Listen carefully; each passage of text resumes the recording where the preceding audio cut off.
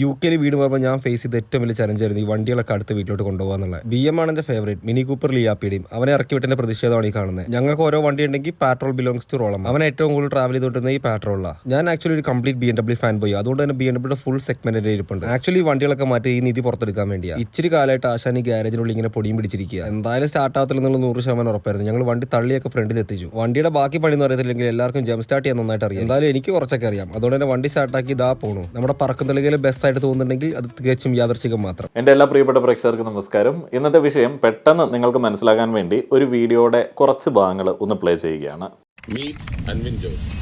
അൻവിൻ എന്ന് പറയുന്ന ഒരു വ്യക്തി സ്റ്റുഡന്റ് വിസയിൽ ചെന്നിട്ട് ഡിപെൻഡന്റ് വിസയിലോട്ട് മാറി എന്ന് പറഞ്ഞതും, അൻവിൻ എന്ന് പറയുന്ന വ്യക്തിക്ക് 21 കാറില്ല എന്ന് പറഞ്ഞതും, അൻവിൻ എന്ന് പറയുന്ന വ്യക്തി താമസിക്കുന്ന സ്ഥലം റെന്റഡ് ഔട്ട് ആണെന്ന് പറഞ്ഞതും ഒന്നും അൻവിനോടുള്ള വ്യക്തിവൈരാഗ്യം കാരണമല്ല. ചെറിയ കുട്ടികളായിട്ട് ഫോളോവേഴ്സ് കൂടുതലുള്ള 18, 19, 20, 21 വയസ്സുള്ള കുട്ടികളുടെ ഇടയിലോട്ട് അൻവിൻ കോഴ്സ് 400 രൂപയ്ക്ക് സെല്ല് ചെയ്ത് തുടങ്ങിയപ്പോഴാണ് ഞാൻ അൻവിനെ കോൾ ഔട്ട് ചെയ്തത്.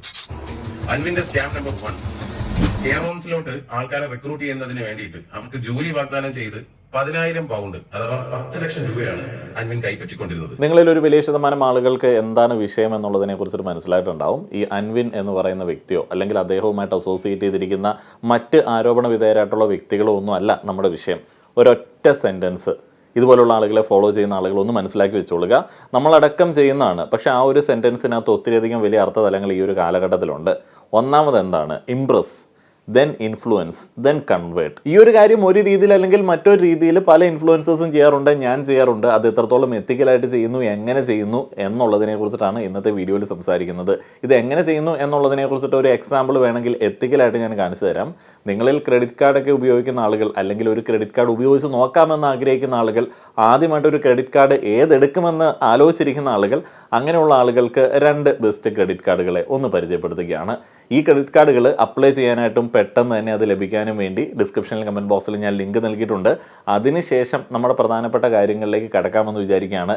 ഈ 2 ക്രെഡിറ്റ് കാർഡുകൾ ഏതാണ് എന്നുള്ളത് ഞാനൊന്ന് പറയാം. ആക്സിസ് ബാങ്കിൻ്റെ lifetime free neo credit കാർഡും ടാറ്റ ന്യൂ HDFC ഇൻഫിനിറ്റി കാർഡും 2 മികച്ച കാർഡുകളാണ്. ഇതിൽ ആക്സിസ് ബാങ്കിൻ്റെ നിയോ ക്രെഡിറ്റ് കാർഡിലെ ഏറ്റവും അട്രാക്റ്റീവ് ആയിട്ടുള്ള ഒരു ഓഫറായി എനിക്ക് തോന്നിയത് flat 120 rupees off on Zomato, അതേപോലെ 5% off on utility bill payments via Paytm വഴി നിങ്ങൾ ഇലക്ട്രിസിറ്റി ബില്ലും മറ്റുമൊക്കെ പേ ചെയ്യുന്ന സമയത്ത് 5% ക്യാഷ് ബാക്ക്, അതായത് 150 രൂപ വരെ നിങ്ങൾക്ക് ലഭിക്കുന്നതാണ്. ഇതോടൊപ്പം വെൽക്കം ഓഫറായിട്ട് നിങ്ങൾ ആദ്യം നടത്തുന്ന യൂട്ടിലിറ്റി ബിൽ പേയ്മെന്റ്സിൽ 300 രൂപ വരെ ക്യാഷ് ബാക്ക് ഉണ്ട്. മറ്റ് പ്രധാനപ്പെട്ട ഓഫറുകളെ ജസ്റ്റ് ഒന്ന് പറഞ്ഞു പോവുകയാണെന്നുണ്ടെങ്കിൽ 10% ഓഫർ ഓൺ ബ്ലിങ്കിറ്റ്, 750 രൂപയ്ക്ക് മുകളിലുള്ള ഓർഡറുകളിൽ നിങ്ങൾക്ക് 10% ഓഫർ ലഭിക്കുന്നതാണ്. 10% offer on book my show, അതേപോലെ തന്നെ മിന്ത്രയിൽ നിന്ന് 999 രൂപയിലധികം രൂപയ്ക്ക് പർച്ചേസ് ചെയ്യുന്ന സമയത്ത് നിങ്ങൾക്ക് 150 രൂപ ഓഫറുണ്ട്. അതേപോലെ ആക്ടിവേഷൻ ഓഫർ ഞാൻ മുന്നേ പറഞ്ഞിരുന്നു. വെൽക്കം ഓഫറായിട്ട് 100% ക്യാഷ് ബാക്ക് അപ് ടു 300 വരെ നിങ്ങളുടെ first bill പേയ്മെൻറ്റിലുണ്ട്.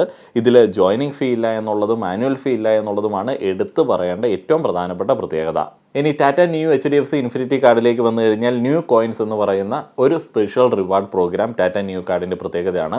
1 new coin is equal to 1 rupee എന്നുള്ള രീതിയിലാണ് നിങ്ങൾക്ക് റിവാർഡുകൾ കിട്ടിക്കഴിഞ്ഞാൽ അത് ആ ഒരു രീതിയിൽ നിങ്ങൾക്ക് ഉപയോഗിക്കാനായിട്ട് സാധിക്കും. അതേപോലെ ടാറ്റ പാർട്ട്ണർ സ്റ്റോറുകളിൽ നിന്ന് നിങ്ങൾ ടാറ്റ ന്യൂ കാർഡ് ഉപയോഗിച്ച് പർച്ചേസ് ചെയ്യുന്ന സമയത്ത് വലിയ ബെനിഫിറ്റ്സ് നിങ്ങൾക്ക് ലഭിക്കുന്നതാണ്. അപ്പോൾ അത്തരത്തിൽ പർച്ചേസ് ഉള്ള ആളുകൾക്ക് ബെസ്റ്റ് ഒരു കാർഡാണ് ടാറ്റ ന്യൂ HDFC ഇൻഫിനിറ്റി കാർഡിൻ്റെ പ്രധാനപ്പെട്ട പ്രത്യേകതകളെ ഓടിച്ച് നോക്കിക്കഴിഞ്ഞാൽ earn 5% back as Neu coins on non EMI spend Tata partner brands. Tata partner ബ്രാൻഡ്സിൽ നിന്ന് നിങ്ങൾ EMI അല്ലാതെ കാർഡ് ഉപയോഗിച്ച് സാധനങ്ങൾ വാങ്ങുന്ന സമയത്ത് 5% ബാക്ക് എന്തായിട്ട് കിട്ടും? ടാറ്റ ന്യൂ കോയിൻസ് ആയിട്ട് നിങ്ങൾക്ക് ലഭിക്കുന്നതാണ്. ഇനി EMI സ്പെൻഡുകൾ കാണുന്നുണ്ടെങ്കിൽ 1.5% ബാക്ക് നിങ്ങൾക്ക് ലഭിക്കുന്നതാണ്. അതേപോലെ ഈ ഒരു കാർഡ് ആക്ടിവേറ്റ് ആയി നിങ്ങൾ ആദ്യ പർച്ചേസ് നടത്തുമ്പോൾ തന്നെ 1499 ന്യൂ കോയിൻസ് നിങ്ങൾക്ക് ക്രെഡിറ്റ് ആവുന്നതാണ്. അത് 365 ദിവസത്തിനുള്ളിൽ നിങ്ങൾ നടത്തിയാൽ മതി. ഇതിലും കോംപ്ലിമെന്ററി ലോഞ്ച് ആക്സസ് ഉണ്ട്. 2 domestic plus 1 international launch access നിങ്ങൾക്ക് ഈ ഒരു കാർഡിനോടൊപ്പം ലഭ്യമാണ്. ഈ 2 കാർഡുകളും നിമിഷ സമയങ്ങൾ കൊണ്ട് അപ്ലൈ ചെയ്യാൻ വേണ്ടി ഡിസ്ക്രിപ്ഷനിലെയും കമന്റ് ബോക്സിലെയും ലിങ്ക് ഉപയോഗിക്കുക. ഇപ്പോൾ ഞാൻ നടത്തിയ ഈ ഒരു പരിപാടി ഉണ്ടല്ലോ, ഇതൊരു പ്രൊമോഷനാണ്. ഈ ഒരു പ്രൊമോഷൻ ഇതിനകത്ത് കറക്റ്റായിട്ട് ചെയ്യേണ്ടതാണ്. ഈ ഒരു പ്രൊമോഷൻ ചെയ്യുന്നത് കൊണ്ട് എനിക്ക് ഈ ഒരു വീഡിയോയ്ക്ക് ഒരു സ്പോൺസറെ കിട്ടും. ഈ ഒരു വീഡിയോയുടെ സ്പോൺസർ ഇവരാവുന്ന സമയത്ത് എനിക്ക് യൂട്യൂബിൽ നിന്ന് കിട്ടുന്നതിലും ലാഭം കിട്ടും. ഇവിടെ ഞാൻ ചെയ്ത പരിപാടി എന്താണ്? ഞാൻ ആദ്യം പറഞ്ഞ ആ ഒരു കാര്യം, ഇംപ്രസ്, ഇൻഫ്ലുവൻസ് ആൻഡ് കൺവേർട്ട്. ഞാൻ നിങ്ങളെ പല രീതിയിൽ ഇംപ്രസ് ചെയ്തിട്ടുണ്ടാവും. കുറച്ച് ആളുകളെങ്കിലും ഇമ്പ്രസ് ചെയ്തിട്ടുണ്ടാവുമല്ലോ. അതിൻ്റെ അടിസ്ഥാനത്തിലാണ് നമുക്ക് ഒരു വലിയ കൂട്ടം സബ്സ്ക്രൈബേഴ്സ് വരുന്നത്. അവരിൽ ഒരു ചെറിയ കൂട്ടം ആളുകൾ അല്ലെങ്കിൽ ഒരു വലിയ കൂട്ടം ആളുകൾ ഡെയിലി ടോപ്പിക്കിൻ്റെ അടിസ്ഥാനത്തിലേക്ക് വീഡിയോ കാണാനായിട്ട് വരാറുണ്ട്. അപ്പോൾ ഞാൻ അവരെ ആ ഒരു വീഡിയോയിൽ കൂടെ ചിലപ്പോൾ ഇൻഫ്ലുവൻസ് ചെയ്യാനായിട്ടുള്ള സാധ്യതയുണ്ട്. ഇപ്പോൾ ഫിനാൻഷ്യൽ ആയിട്ടുള്ള കാര്യങ്ങളിലൊക്കെ, ക്രെഡിറ്റ് കാർഡ് പോലുള്ള കാര്യങ്ങളിലൊക്കെ എൻ്റെ ചില സജഷൻസ് പല ആളുകളും ഉപകാരപ്പെട്ടു എന്ന് പറയാറുണ്ട്. അപ്പോൾ അവർ ഇൻഫ്ലുവൻസ്ഡ് ആയിട്ടുള്ള ആളുകളെ ഞാൻ കൺവേർട്ട് ചെയ്യാറുണ്ട്. എങ്ങനെ കൺവേർട്ട് ചെയ്യും? ഇപ്പോൾ ഞാൻ നിങ്ങളോട് ചോദിച്ചു, ട്രേഡ് സീക്രട്ട് ആണ്, ആരും വെളിപ്പെടുത്താറില്ല, എന്നാലും ഞാൻ പറയുകയാണ്, നമ്മളെല്ലാവരും ഈ തരത്തിൽ എന്തെങ്കിലുമൊക്കെ പരിപാടി ചെയ്ത് മുന്നോട്ടേക്ക് പോകുന്ന ആളുകളാണ്. ഞാൻ നിങ്ങളോട് ചോദിച്ചു, നിങ്ങൾ ക്രെഡിറ്റ് കാർഡുകൾ ഉപയോഗിക്കാറുണ്ടോ, ഉപയോഗിക്കാൻ താല്പര്യമുണ്ടോ? അപ്പോൾ ഉപയോഗിക്കാൻ താല്പര്യമുള്ള, അപ്ലൈ ചെയ്യാൻ താല്പര്യമുള്ള ആളുകൾ ഞാൻ താഴെ നൽകിയ ലിങ്ക് വഴി അപ്ലൈ ചെയ്യുന്ന സമയത്ത് എനിക്ക് ലാഭം ഉണ്ടാവും. അപ്പോൾ ഞാനത് കൺവേർട്ട് ചെയ്തു, നിങ്ങളുടെ ഒരു ഇൻട്രസ്റ്റിനെ ഇൻഫ്ലുവൻസ് ചെയ്തിട്ട് കൺവേർട്ട് ചെയ്തു. ഇത് വളരെ എത്തിക്കലായിട്ട് നടന്ന പരിപാടിയാണ്. നിങ്ങൾക്ക് വേണമെങ്കിൽ അവോയ്ഡ് ചെയ്യാം. നിങ്ങളെ ഞാൻ ബാഡായിട്ട് ഇൻഫ്ലുവൻസ് ചെയ്തിട്ടില്ല. കാരണം ഒരു കമ്പനിയുടെ ഒരു ക്രെഡിറ്റ് കാർഡ് നിങ്ങൾ ഇന്നല്ലെങ്കിൽ നാളെ എടുക്കാൻ സാധ്യത ഉണ്ടായിരിക്കാം, അല്ലെങ്കിൽ സാധ്യത ഉള്ള ആളുകളാണ് അപ്ലൈ ചെയ്യുന്നത്. അത് ഞാൻ വഴിയാക്കി അതിൻ്റെ ഒരു ബെനിഫിറ്റ് ഞാൻ എടുത്തു എന്നുള്ളതാണ് ചെയ്തത്. ഇതൊരു എത്തിക്കൽ പരിപാടിയാണ്. ഇനി അൻവിൻ എന്ന ചെറുപ്പക്കാരൻ്റെ കാര്യത്തിലേക്ക് വരാം. ഇപ്പോൾ ഓൺലൈനിൽ ഒത്തിരിയധികം ആളുകൾ ഡിസ്കസ് ചെയ്യുന്ന ഒരു പേരാണ് അൻവിൻ. അൻവിൻ ആരാണ് എന്ന് അറിയത്തില്ലാത്ത ആളുകൾക്ക് വേണ്ടി വളരെ സിമ്പിളായിട്ട് ഞാൻ പറയാം. ഒന്നുമില്ല, UK-യിൽ താമസിക്കുന്ന ഒരു മലയാളി പെട്ടെന്ന് ഓൺലൈനിൽ അങ്ങോട്ട് സജീവമായി. അദ്ദേഹം വളരെ ചെറുപ്പമാണ്. അദ്ദേഹം നേരത്തെ റിട്ടയർ ചെയ്തൊരു വ്യക്തിയാണ്. എങ്ങനെ റിട്ടയർ ചെയ്തു? ഫിനാൻഷ്യലി സ്റ്റേബിൾ ആയതുകൊണ്ട്, അദ്ദേഹത്തിന് ധാരാളം പണമുള്ളതുകൊണ്ട് അദ്ദേഹം അതൊക്കെ കറക്റ്റായിട്ട് എവിടേക്കോ ഇൻവെസ്റ്റ് ചെയ്തു എന്നൊക്കെ പറഞ്ഞിട്ട് നേരത്തെ റിട്ടയർ ചെയ്തു എന്നാണ് പറയുന്നത്. പക്ഷേ ആ ഒരു അവകാശവാദം നമുക്ക് കോമൺ സെൻസിൽ ചിന്തിക്കുന്ന സമയത്ത് തന്നെ പൊള്ളയാണ് എന്നുള്ളത് മനസ്സിലാവും. അങ്ങനെ റിട്ടയർ ചെയ്ത് അൻവിൻ എന്ത് ചെയ്തു? വെറുതെ ഇരിക്കാനായിട്ട് റെഡിയായില്ല. റിട്ടയർമെൻറ്റിൽ എന്തെങ്കിലുമൊക്കെ ചെയ്യണമല്ലോ. അതുകൊണ്ട് അദ്ദേഹത്തിൻ്റെ ലൈഫ് സ്റ്റൈലിൽ പല റീലുകളായിട്ട് സോഷ്യൽ മീഡിയയിലേക്ക് ഇങ്ങനെ പുഷ് ചെയ്തുകൊണ്ടിരുന്നു. ഫേസ്ബുക്ക്, ഇൻസ്റ്റഗ്രാം, യൂട്യൂബ് വഴിയൊക്കെ ഇങ്ങനെ അത് പങ്കുവെച്ചുകൊണ്ടിരുന്നു. അപ്പോൾ അൻവിനെ കാണുന്ന സമയത്ത് ആളുകൾ കാണുന്നത്, അൻവിൻ രാവിലെ എഴുന്നേക്കുന്നു, അദ്ദേഹത്തിൻ്റെ 3-4 പട്ടികളെയുമായിട്ട് അദ്ദേഹത്തിൻ്റെ ലാൻഡ് ക്രൂസർ, പഴയ മോഡൽ ലാൻഡ് ക്രൂസർ കാറിലും BMW കാറിലും ഒക്കെ കയറി പോകുന്നു. അദ്ദേഹം പറയുന്ന ഒരു കാര്യമുണ്ട്, അദ്ദേഹത്തിൻ്റെ പട്ടികൾക്ക് പോലും ഓരോ ചോയ്സുകളുണ്ട്. അപ്പോൾ ആ ഒരു ചോയ്സിനനുസരിച്ചിട്ട് പട്ടി രാവിലെ ഏത് കാറിൽ പോകണമെന്ന് പറയും, ആ ഒരു കാറൊക്കെ തിരഞ്ഞെടുത്തിട്ട് പുള്ളി അങ്ങനെയൊക്കെ പോകും. അങ്ങനെയൊക്കെയാണ് പല വീഡിയോകളിലും പുള്ളി പറഞ്ഞിട്ടുള്ളത്. അങ്ങനെ സൂപ്പർ മാർക്കറ്റിൽ പോകുന്നു, എങ്ങടെയൊക്കെയോ പോകുന്നു, മീറ്റിംഗ്സിന് പോകുന്നു. ഇതാണ് കുറേയധികം ആളുകൾ കാണുന്നത്. ഇതിങ്ങനെ ഫ്രീക്വൻ്റ് ആയിട്ട് ഓൺലൈനിൽ പുഷ് ചെയ്ത് തുടങ്ങിയ സമയത്ത് കുറേയധികം ആളുകൾക്ക്, തൊഴിലില്ലാത്ത ഉദ്യോഗാർത്ഥികൾക്ക്, തൊഴിലുണ്ടായിട്ടും ആ ഒരു തൊഴിലിൽ തൃപ്തിയില്ലാത്ത ആളുകൾക്ക്, പണം ഉണ്ടാക്കാൻ ആഗ്രഹം ഉണ്ടായിട്ടും ഉണ്ടാവാത്ത ആളുകൾക്ക് ഒരു ചോദ്യം ഇങ്ങനെ വന്നു, ആരാണ് അൻവിൻ? അൻവിനെ പോലെ ആകാൻ വേണ്ടി എന്ത് ചെയ്യണം എന്നുള്ളൊരു ചോദ്യം വന്നു. ഈ ഒരു ചോദ്യത്തിൻ്റെ ഉത്തരം തേടാൻ വേണ്ടി ആ ഒരു ഉത്തരം പറഞ്ഞു കൊടുത്തു കഴിഞ്ഞാൽ സ്വാഭാവികമായിട്ട് നമുക്ക് റീച്ച് കിട്ടുമെന്നുള്ളൊരവസ്ഥയിലേക്ക് വന്ന സമയത്ത് കുറേയധികം ക്രിയേറ്റേഴ്സ് അൻവിനെ തപ്പി ഇറങ്ങി. അങ്ങനെ തപ്പി ഇറങ്ങിയ സമയത്ത് അവരെ ബുദ്ധിമുട്ടിക്കാതെ അൻവിൻ കേരളത്തിലേക്ക് വന്നു. അപ്പോൾ മെയിനായിട്ട് അൻവിനെ ആവശ്യമുള്ള ആളുകളുടെ അടുത്തേക്ക് അൻവിൻ പോയി, അൻവിൻ ആവശ്യമുള്ള ആളുകളുടെ അടുത്തേക്ക് അൻവിൻ പോയി. അൻവിനെ കുറേയധികം ഓൺലൈൻ മാധ്യമങ്ങളൊക്കെ ഇൻ്റർവ്യൂ ചെയ്തു. അപ്പോൾ അൻവിൻ അവിടെയും വന്ന് തൻ്റെ സക്സസ്ഫുൾ ആയിട്ടുള്ള ജീവിതത്തെക്കുറിച്ചിട്ട് പറഞ്ഞു. ആ ഒരു ഇൻ്റർവ്യൂ ഒക്കെ കേൾക്കുന്ന സമയത്ത്, അൻവിൻ്റെ അവകാശവാദങ്ങളൊക്കെ കേൾക്കുന്ന സമയത്ത് അത്യാവശ്യം ഫിനാൻഷ്യൽ സ്റ്റെബിലിറ്റി ഉള്ള, ആ ഒരു സ്റ്റെബിലിറ്റിയിലേക്ക് തൻ്റെ എഫേർട്ടിൽ എത്തിയ ആളുകൾക്ക് മനസ്സിലായി ഇതെല്ലാം ഫുള്ള് തള്ളാണ് എന്നുള്ളത്. എങ്ങനെയാണ് ഈ ഒരു തള്ള ഐഡൻറ്റിഫൈ ചെയ്യുന്നത്? ഇപ്പോൾ ഡോക്ടർ ഡ്രേക്ക് എന്നുള്ള ഐഡിയയിൽ നിന്ന് വന്ന ആ ഒരു വീഡിയോ ഒന്നും വേണ്ട. ഈ ഒരു തള്ളിനെ കുറിച്ചിട്ട് മനസ്സിലാക്കാൻ വേണ്ടി അൻവിൻ ഒരു തള്ളുകാരനാണെന്നോ അദ്ദേഹത്തിന് പണമില്ലെന്നോ എന്നുള്ളതല്ല ഞാൻ പറഞ്ഞു വെക്കുന്നത്. ഏർലി റിട്ടയർമെൻറ്റ് എന്ന രീതിയിലേക്ക് ആളുകളിലേക്ക് പുഷ് ചെയ്ത ആ ഒരു സംഗതി, അത് അട്ടർ ഫേക്കാണ്. ഏർലി റിട്ടയർമെൻറ്റ് എന്ന് പറഞ്ഞു കഴിഞ്ഞാൽ അൻവിൻ ഉദ്ദേശിക്കുന്ന ഒരു സംഗതിയല്ല. ഏർലി റിട്ടയർമെൻറ്റ് എന്ന് പറഞ്ഞ് ഒരു കൂട്ടം ആളുകൾ ചെയ്തുകൊണ്ടിരുന്ന ഒരു പരിപാടി അൻവിൻ ചെയ്യുന്ന ആ ഒരു പരിപാടിയല്ല. അൻവിൻ ഏർലി റിട്ടയർമെൻറ്റ് എന്നൊക്കെ പറഞ്ഞിട്ട് നേരത്തെ എല്ലാം സെറ്റായിട്ട് വീട്ടിൽ ഇരിക്കുകയാണ് എന്നൊക്കെ പറഞ്ഞിട്ട് ഇപ്പോഴും ബിസിനസ് ചെയ്തുകൊണ്ടിരിക്കുകയാണ്. ഇപ്പോഴും അതിനുവേണ്ടി പണിയെടുത്തുകൊണ്ടിരിക്കുകയാണ്. തിരക്കാണ്, കഷ്ടപ്പാടാണ്. ഇതിലെവിടെയാണ് റിട്ടയർമെൻറ്റ്? മേ ബി നിങ്ങൾക്ക് വേണമെന്നുണ്ടെങ്കിൽ ഇങ്ങനെ ഒരു ആർഗ്യുമെൻ്റ് ഉന്നയിക്കാം. റിട്ടയർമെൻറ്റിൽ പല പെർസ്പെക്റ്റീവുകളുണ്ടല്ലോ. അങ്ങനെ ഒരു പെർസ്പെക്റ്റീവ് ഉണ്ട് എന്നുണ്ടെങ്കിൽ അൻവിൻ്റെ റിട്ടയർമെൻറ്റിലേക്ക് എത്താൻ വേണ്ടി നമുക്ക് വളരെ ഈസിയാണ്. അൻവിൻ ഇപ്പോൾ നിങ്ങളെ കാണിച്ചു തന്നിരിക്കുന്ന ആ ഒരു ലൈഫ് സ്റ്റൈല് എനിക്കോ എൻ്റെ പൊസിഷനിലുള്ള ആളുകൾക്കോ വളരെ ഈസി ആയിട്ട് ഉണ്ടാക്കാൻ പറ്റും. അതിന് വലിയ പണച്ചെലവൊന്നുമില്ല, വളരെ ഈസിയാണ്. ഇപ്പോൾ നിലവിൽ എൻ്റെ കയ്യിലുള്ള അസറ്റ്സ് ഞാൻ അങ്ങോട്ട് സെല്ല് ചെയ്യാമെന്ന് വിചാരിക്കുക. ഞാൻ ഒറ്റപ്രക്കാടിയാണെന്ന് വിചാരിക്കുക. എൻ്റെ കൂടെ കുടുംബം അല്ലെങ്കിൽ ആരുമില്ല. അൻവിനെ പോലെ ഞാൻ ഒറ്റയ്ക്കാണെന്ന് വിചാരിക്കുക. അങ്ങനെയാണെന്നുണ്ടെങ്കിൽ എനിക്ക് ഈസി ആയിട്ട് ഒരു ചെറിയ ഫാം ഹൗസ്, ഇപ്പോൾ നമ്മുടെ കുട്ടിക്കാനത്തോ വാഗമണ്ണോ ഒക്കെ വാങ്ങാനായിട്ട് പറ്റും. ബാധ്യതകളൊന്നുമില്ലാതെ ചെറിയൊരു ഫാം ഹൗസ്, ഇപ്പോൾ UK-യുടെ ഒരു ലുക്കൊക്കെ ഉള്ളൊരു ഫാം ഹൗസ് വാങ്ങാനായിട്ട് പറ്റും. അമിത് ചക്കാലക്കലിൻ്റെ കയ്യിൽ ഉള്ളതുപോലെയുള്ള ഒരു ലാൻഡ് ക്രൂസർ വാങ്ങാൻ പറ്റും. അതേപോലെ തന്നെ അൻവിൻ്റെ കയ്യിലുള്ള ആ ഒരു റേഞ്ച് മോഡലുള്ള ഒരു BMW വാങ്ങാൻ പറ്റും. 5-6 പട്ടികളെ വാങ്ങാൻ പറ്റും. പിന്നെ ഞാൻ FD ഇട്ടിട്ടുണ്ടല്ലോ, ആ ഒരു പൈസയിൽ നിന്ന് കിട്ടുന്ന പൈസയ്ക്ക് പട്ടിക്കും അതേപോലെ തന്നെ വണ്ടിക്കും ബാക്കിയുള്ള കാര്യങ്ങൾക്കൊക്കെ സ്പെൻഡ് ചെയ്ത് കഴിഞ്ഞാലും വലിയ കുഴപ്പമില്ലാതെ നല്ല ലൈഫ് സ്റ്റൈൽ പുറത്തേക്ക് കാണിക്കാൻ പറ്റും. ഇത് കേൾക്കുന്ന സമയത്ത് നിങ്ങൾ മറ്റേ സമ്മറിൻ ബദൽഹേമിനകത്ത് സുരേഷ് ഗോപി ജീവിക്കുന്ന ആ ഒരു ലൈഫ് എക്സ്പെക്ട് ചെയ്തത് കേട്ടോ. അൻവിനൊക്കെ വീഡിയോയിൽ കാണിക്കുന്ന തരത്തിലേക്കുള്ള ഫ്രെയിമിൻ്റെ വലുപ്പത്തിൽ ഒതുങ്ങുന്ന തരത്തിലേക്കുള്ള ഒരു സെറ്റപ്പ് ഉള്ള ഒരു വീടും സെറ്റപ്പും ഒക്കെ ക്രിയേറ്റ് ചെയ്യാനായിട്ട് കേരളത്തിലൊരു സാധാരണക്കാരന് അല്ലെങ്കിൽ നമ്മുടെയൊക്കെ നാട്ടിൻപുറത്തുള്ള ഒരു പ്ലാന്ററിന് അതിൻ്റെയൊക്കെ ആവശ്യമുള്ളൂ. പിന്നെ എവിടെയാണ് ആളുകൾ വീണുപോയത്? ആളുകൾ വീണുപോയത് എവിടെയാണ് എന്നുള്ളതാണ് എനിക്ക് മനസ്സിലാവാത്തത്. ആ വീണു പോയിട്ടുള്ള ആളുകളുടെ ഫൗണ്ടേഷൻ ശരിയല്ല എന്നുള്ളതാണ്. എന്താണ് ആ ഒരു വീഡിയോയിൽ ഉണ്ടായിരുന്നത്? എന്താണ് നിങ്ങൾ എക്സ്പെൻസീവായിട്ട് അതിനകത്ത് നോക്കി കണ്ടത്? എന്ത് ലൈഫ് സ്റ്റൈലാണ് നിങ്ങൾക്ക് അച്ചീവ് ചെയ്യാൻ പറ്റാത്തതായിട്ട് അതിലുണ്ടായിരുന്നത്? ഒറ്റയ്ക്ക് ജീവിക്കുന്ന ഒരാൾക്ക് ആ ഒരു ഫ്രെയിമിൽ സെറ്റ് ചെയ്യുന്ന ഒരു സംഭവം ഉണ്ടാക്കാനായിട്ട് നാട്ടിൽ പോലും വലിയ ചിലവില്ല. ഇവിടെ ഉള്ളൊരു സാധാരണക്കാരൻ്റെ ബഡ്ജറ്റ് മതി എന്നുള്ളത് പല ആളുകളും ചിന്തിച്ചില്ല. പിന്നെ അൻവിൻ പറഞ്ഞ കുറേയധികം തള്ളുകൾ, പോണ വഴിക്ക് ലാപ്ടോപ്പ് എടുക്കാൻ മറന്നുപോയി, അതുകൊണ്ട് ഒരു ലാപ്ടോപ്പ് വാങ്ങിച്ചു. അതേപോലെ പട്ടികൾ, വണ്ടി, അതിൻ്റെ എക്സ്പെൻസ്, 21 കാറുകൾ ഉണ്ട് എന്ന് പറഞ്ഞു. 21 കാറുകൾ ഉണ്ട് എന്ന് പറഞ്ഞു, കണ്ടില്ലല്ലോ. ഉണ്ട് എന്ന് പറയാനായിട്ട് പറ്റും. അപ്പോൾ ഇവിടെ നമ്മൾ പ്രധാനപ്പെട്ട ഒരു കാര്യം മനസ്സിലാക്കേണ്ടത് എന്താണെന്ന് വെച്ച് കഴിഞ്ഞാൽ, നിങ്ങൾക്ക് ഒരു ഡ്രീമിൽ ജീവിക്കുക എന്നുള്ളതിനേക്കാളും വളരെയധികം ഈസിയാണ് സെല്ലിങ് ദാറ്റ് ഡ്രീം എന്ന് പറയുന്നത്. കുറേയധികം ആളുകളുടെ സ്വപ്നമായിട്ടുള്ള ഒരു ലൈഫ് സ്റ്റൈല്, അതാണ് അൻവിൻ നിങ്ങൾക്ക് മുൻപിലേക്ക് വെച്ചത്. അല്ലാതെ അൻവിൻ്റെ life style the perfect retirement happy fulfilled life സ്റ്റൈലൊന്നുമല്ല. നിങ്ങളുടെയൊക്കെ സ്വപ്നമായിട്ടുള്ള ഒരു ലൈഫ് സ്റ്റൈല് അൻവിൻ ക്രിയേറ്റ് ചെയ്ത് ക്യൂറേറ്റ് ചെയ്ത് നിങ്ങൾക്ക് കാണിച്ചു തന്നു. അത്രേ ഉള്ളൂ. അതിൽ നിങ്ങൾ ഇംപ്രസ്ഡായി. അതിനുശേഷം ഇൻഫ്ലുവൻസ്ഡായി. എങ്ങനെ ഇൻഫ്ലുവൻസ്ഡായി? അദ്ദേഹത്തിൻ്റെ ചില സ്ട്രാറ്റജീസ് അദ്ദേഹം പറഞ്ഞു. അദ്ദേഹത്തിന് ഓട്ടോസ്പൈ എന്ന് പറയുന്ന ഒരു കമ്പനി ഉണ്ട്. ഞാനിവിടെ പൗസ് ചെയ്തത് എന്താണെന്ന് വെച്ച് കഴിഞ്ഞാൽ, ഈ ഓട്ടോസ്പൈ എന്ന് പറയുന്ന ഒരു കമ്പനി ഒരു കാർ ഡീറ്റെയിലിംഗ്, കാർ വാഷിംഗ് സെറ്റപ്പാണ് എന്നുള്ളതാണ് അദ്ദേഹം വീഡിയോയിൽ കൂടെ പറയുന്നത്. ശരിക്കും ഈ ഒരു ഇൻഡസ്ട്രിയെ കുറിച്ചിട്ട് നിങ്ങൾക്ക് എന്തറിയാം?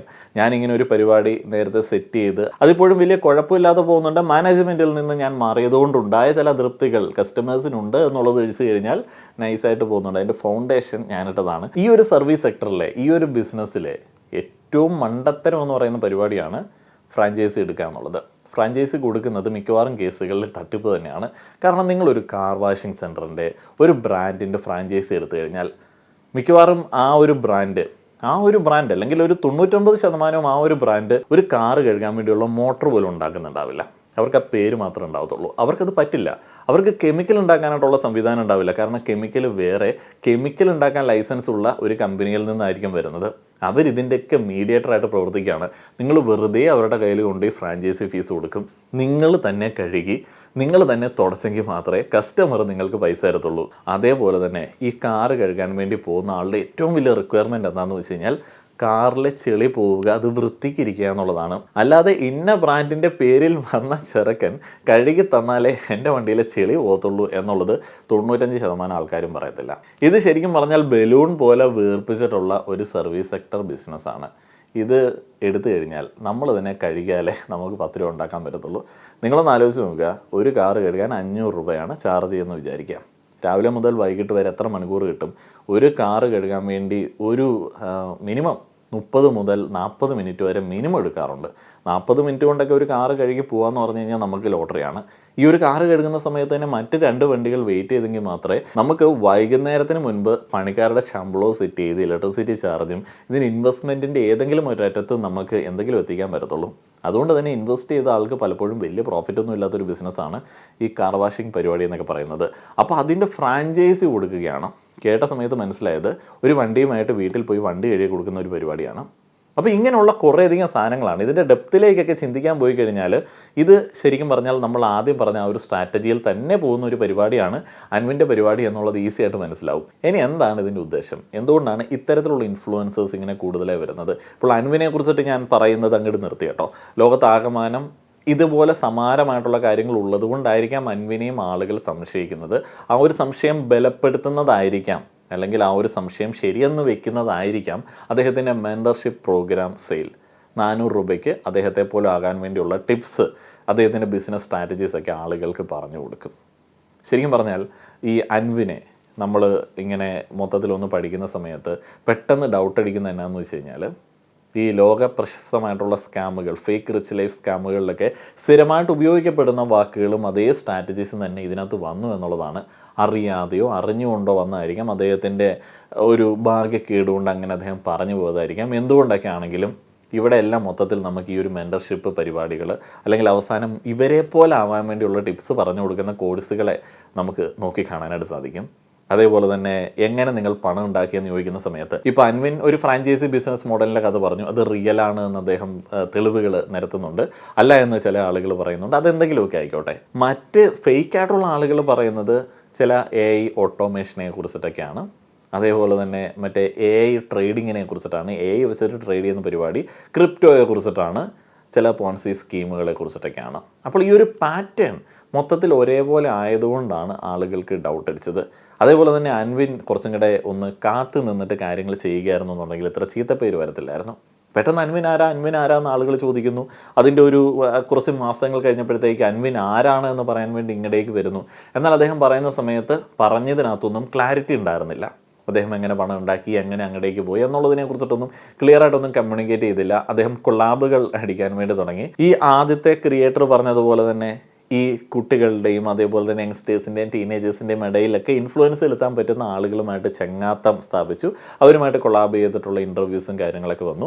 അപ്പോഴും ആളുകൾക്ക് പുകമറയാണ്. എങ്ങനെ ഈ ഒരു ചങ്ങായി ഇതുപോലെ റിട്ടയർ ആവാൻ വേണ്ടിയുള്ള രീതിയിൽ കാര്യങ്ങളൊക്കെ ഇത്ര പെട്ടെന്ന് സെറ്റ് ചെയ്തു. പക്ഷേ ഞാനൊരു ഇൻ്റർവ്യൂ കാണുന്ന സമയത്ത് എനിക്ക് മനസ്സിലായത് അദ്ദേഹം കടുത്ത സ്ട്രെസ്സിലാണ്.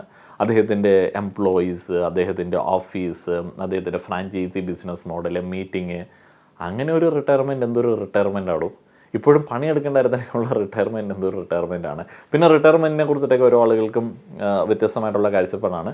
അൻവിൻ പറയുന്നു അൻവിൻ്റെ റിട്ടയർമെൻറ്റ് ലൈഫിൽ അദ്ദേഹം ബിസിനസ് ചെയ്യുന്നുണ്ട്. ഇപ്പോൾ റിട്ടയർമെൻറ്റ് ലൈഫിൽ പല ആളുകളും ബിസിനസ്സുകൾ ചെയ്യാറുണ്ടല്ലോ. മൊത്തത്തിൽ ഇങ്ങനെയുള്ള പുകയാണ്. ഞാൻ പറഞ്ഞപ്പോൾ നിങ്ങൾക്ക് വല്ലതും മനസ്സിലായി ഈ പറഞ്ഞ 3-4 സെൻറ്റൻസ്. ഇങ്ങനെയുള്ള മൊത്തത്തിലുള്ള ഒരു പുകയാണ് ഇതിനകത്തെ പരിപാടി. അതുകൊണ്ട് സിമ്പിളായിട്ട് പറയുകയാണ്, ഫൗണ്ടേഷൻ സ്ട്രോങ് ആകണം. ഫൗണ്ടേഷൻ സ്ട്രോങ് ആയെങ്കിൽ മാത്രമേ നമ്മൾ ഇത്തരത്തിലുള്ള ചില പരിപാടികളിൽ പോയി ഇൻഫ്ലുവൻസ്ഡ് ആവാതിരിക്കത്തുള്ളൂ, ഇത്തരത്തിലുള്ള ആളുകളെ വിശ്വസിക്കാതിരിക്കത്തുള്ളൂ. നമ്മുടെ ഫൗണ്ടേഷൻ സ്ട്രോങ് ആക്കാൻ എന്ത് ചെയ്യണം? നമ്മളുടെ കരിയറിന് നല്ലൊരു ഇമ്പോർട്ടൻസ് കൊടുക്കണം. കരിയറിന് ഇമ്പോർട്ടൻസ് കൊടുക്കണം എന്ത് ചെയ്യണം? നമ്മൾ പ്രൊഫഷണലി അതിന് എക്യുപ്ഡ് ആവണം. നല്ല ക്വാളിഫിക്കേഷൻസ് വേണം. ചില ദിവസം രാവിലെ ഞാനിവിടുന്ന് ചോറൊക്കെ കിട്ടി ബാഗൊക്കെ പുറത്തിട്ട് ബൈക്കേൽ ഇങ്ങനെ കോളേജിലേക്ക് പോകുന്ന സമയത്ത് ആലോചിക്കാറുണ്ട്, ശരിക്കും എന്ത് കഷ്ടമാണ്. ഓരോ ആളുകളൊക്കെ എന്തോരം പണമാണ് ഈസി ആയിട്ട് ഉണ്ടാക്കുന്നത്. പക്ഷെ അങ്ങനെ ചിന്തിച്ചിട്ട് എനിക്ക് എന്തെങ്കിലും കുലുക്കുണ്ടാവാറുണ്ടോ? കുലുങ്ങില്ല ഞാൻ. കാരണം എന്താണെന്ന് വെച്ച് കഴിഞ്ഞാൽ അങ്ങനെ പണം ഉണ്ടാക്കാനായിട്ട് വളരെ കഷ്ടപ്പാടാണ്. ഈ സ്ട്രെസ് എടുത്ത് ടെൻഷൻ അടിച്ച് ബിസിനസ് ചെയ്ത് പണം ഉണ്ടാക്കാനായിട്ട് വലിയ കഷ്ടപ്പാടാണ്. അവരാരും അത്രയധികം ഹാപ്പിയാണ്, സമാധാനമുണ്ട് എന്നൊന്നും എപ്പോഴും പറഞ്ഞ് കേൾക്കാറില്ല. പക്ഷേ നിങ്ങളൊരു റിയൽ പ്രൊഫഷണൽ ആണ് എന്നുണ്ടെങ്കിൽ, നിങ്ങൾക്ക് നല്ല ക്വാളിഫിക്കേഷൻ ഉണ്ട് എന്നുണ്ടെങ്കിൽ, നിങ്ങൾക്ക് എവിടെ ഇരുന്നാലും നിങ്ങളെ തേടി ആളുകൾ വരും. നമുക്ക് നമ്മളെ സെല്ല് ചെയ്യേണ്ട ആവശ്യം വരത്തില്ല. സെൽഫ് ബ്രാൻഡ് ചെയ്ത് നമ്മളെ സെല്ല് ചെയ്യേണ്ട ആവശ്യം വരില്ല പല കേസുകളിലും. നിങ്ങളുടെ ഒരു പ്രൊഫഷണൽ എക്സലൻസി എന്ന് പറയുന്ന കാര്യം നിങ്ങൾക്ക് എങ്ങടേക്ക് അവസരങ്ങൾ കൊണ്ടുവരും. വളരെ ഈസി ആയിരിക്കും ലൈഫ്. അപ്പോൾ ഫൗണ്ടേഷൻ സ്ട്രോങ് ആണ്. നിങ്ങൾ ആർജിച്ചെടുത്തൊരു സ്കില്ല്, നിങ്ങളുടെ ക്വാളിഫിക്കേഷൻ ആരും വന്ന് പിടിച്ചു പറിച്ചുകൊണ്ട് പോവുകയോ അങ്ങനെയുള്ള പരിപാടികളൊന്നുമില്ല. നിങ്ങളതിനകത്ത് എക്സലൻ്റ് ആണെങ്കിൽ വളരെ ഈസി ആയിട്ട് മുന്നോട്ടേക്ക് പോകാൻ പറ്റും. നമുക്ക് ഈസിയായി റിട്ടയർ ചെയ്യാം, പ്രോപ്പർ റിട്ടയർമെൻറ്റ് ലൈഫൊക്കെ ആസ്വദിക്കാനായിട്ട് സാധിക്കും. അത് നിങ്ങളുടെ പെർസ്പെക്റ്റീവിൽ ആസ്വദിക്കാം കേട്ടോ. ഓരോ ആളുകൾക്ക് ഓരോ റിട്ടയർമെൻറ്റ് ലൈഫ് പെർസ്പെക്റ്റീവാണ്. അൻവിൻ്റെ ആ ഒരു ലൈഫ് സ്റ്റൈൽ റിട്ടയർമെൻറ്റിൽ വേണമെന്ന് ആഗ്രഹിക്കുന്ന ആളുകളുണ്ട്. ഞാനൊന്നും അങ്ങനെ ആഗ്രഹിക്കുന്ന ആളല്ല. വെറുതെ ഇരിക്കണം. പാർട്ടിയൊന്നും നോക്കാനൊന്നും പറ്റത്തൊന്നുമില്ല. കുട്ടികളെ തന്നെ അതിന് മുമ്പ് എങ്ങനെയെങ്കിലുമൊക്കെ എവിടെയെങ്കിലും എത്തിക്കാൻ പറ്റുന്ന രീതിയിലേക്ക്, കുട്ടികൾക്ക് ഉണ്ടാവുകയാണെന്നുണ്ടെങ്കിൽ എത്തിക്കാൻ പറ്റുന്ന രീതിയിലേക്ക് കാര്യങ്ങൾ ചെയ്തിട്ട് സ്വസ്ഥമായിട്ട് എവിടെയെങ്കിലും വെറുതെ ഇരിക്കണം എന്ന പെർസ്പെക്റ്റീവ് ഉള്ള ആളാണ്. അതൊരു ചെറിയ ഒരു കുഞ്ഞ് വീട്ടിലാണെങ്കിലും ഓക്കെ, വെറുതെ ഇരിക്കുന്നതാണ് ഏറ്റവും വലിയ ലക്ഷറി. വെറുതെ ഇരുന്ന് പുസ്തകം വായിക്കുക, വെറുതെ ഇരുന്ന് സിനിമ കാണുക എന്നുള്ളതാണ് ഏറ്റവും വലിയ ലക്ഷറി ആയിട്ട് ഞാൻ നോക്കി കാണുന്നത്. എൻ്റെ റിട്ടയർമെൻറ്റിൻ്റെ പെർസ്പെക്റ്റീവ് അങ്ങനെയാണ്. അപ്പം ഞാൻ ആദ്യം പറഞ്ഞ ഒരു കാര്യം വീണ്ടും ഓർക്കുക, ഇംപ്രസ്, ഇൻഫ്ലുവൻസ് ആൻഡ് കൺവേർട്ട്. അപ്പോൾ കൺവേർട്ടിങ്ങിൻ്റെ ഒരു എക്സാമ്പിൾ ഞാൻ ആദ്യം തന്നെ പറഞ്ഞിരുന്നു. നിങ്ങൾക്ക് ക്രെഡിറ്റ് കാർഡൊക്കെ എടുക്കാൻ ആഗ്രഹം ഉണ്ട് എന്നുണ്ടെങ്കിൽ, നിങ്ങൾ ഒരു ക്രെഡിറ്റ് കാർഡ് എടുത്താൽ കൊള്ളാമെന്ന് വിചാരിക്കുന്നുണ്ട് എന്നുണ്ടെങ്കിൽ ഡിസ്ക്രിപ്ഷനിലും കമൻറ്റ് ബോക്സിലും ഒരു ലിങ്ക് നൽകിയിട്ടുണ്ട്. ആക്സിസ് ബാങ്കിൻ്റെ lifetime free neo credit card, Tata new HDFC infinity card. Axis bank neo credit കാർഡിൻ്റെ ഓഫറുകളെ കുറിച്ചിട്ട് വീഡിയോയുടെ തുടക്കത്തിൽ ഞാൻ പറഞ്ഞിട്ടുണ്ട്. ടാറ്റ ന്യൂവിൻ്റെ ഓഫറുകളെ കുറിച്ചിട്ടും പറഞ്ഞിട്ടുണ്ട്. നിങ്ങൾക്ക് അനുയോജ്യമായിട്ടുള്ള നിങ്ങളുടെ യൂസിന് ഏറ്റവും കൂടുതൽ റിവാർഡുകൾ നൽകുന്ന കാർഡ് അപ്ലൈ ചെയ്യാൻ വേണ്ടി ഡിസ്ക്രിപ്ഷനിലെയും കമൻറ്റ് ബോക്സിലെയും ലിങ്ക് ഉപയോഗിക്കുക. വീഡിയോ കണ്ട എല്ലാ ആളുകൾക്കും നന്ദി.